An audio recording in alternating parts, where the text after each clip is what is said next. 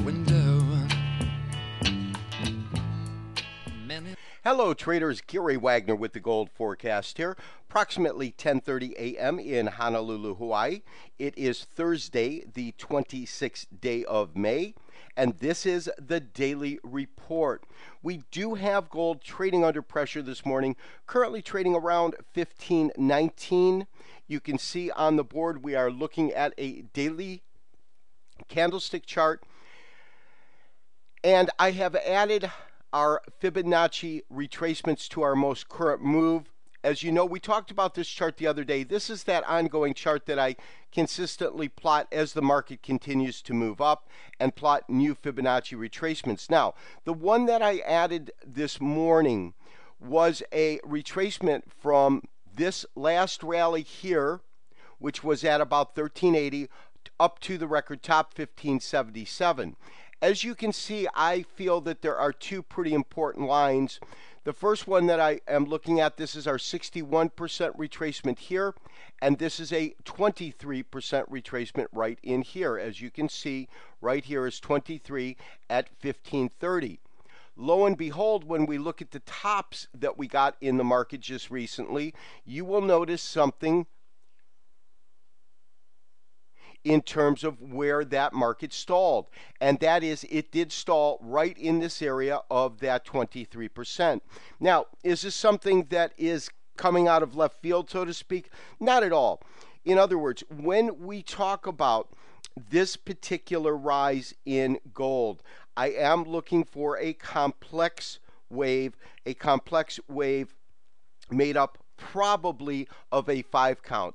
And that is to say, you'll get 1, 2, 3, 4, and 5. Regardless of the tact or the angle, what I'm trying to point out is that this is not going to be a straight rise up or a straight rise down.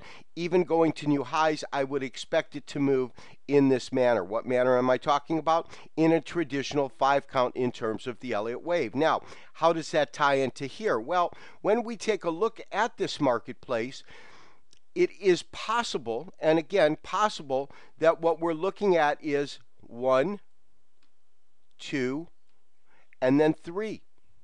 Now, if we were to determine where this wave might go, we would probably want to look at a much shorter Fibonacci retracement.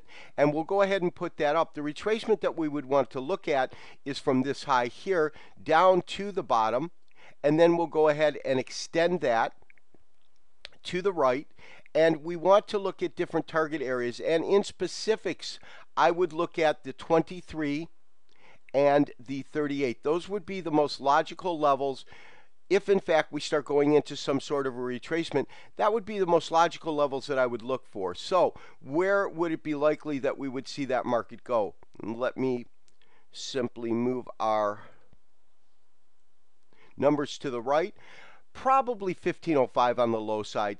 If the market wants to retrace, if we're going to see that a full 1, and this is going to be 2, and then we're going to get 3. Now, we're in at, of course, 1488.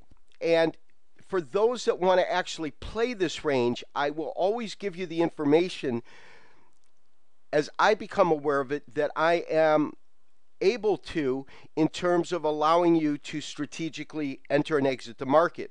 Myself, I find that the market timing can be quite difficult, and that there is more profit potential as long as these corrections are small, just simply riding the correction out and then going right into this smaller wave 3. And in that way, my sentiment is, we're in at 1488, write it down to 1505, and then look to trail the stop up and trail it once we go past this 1530.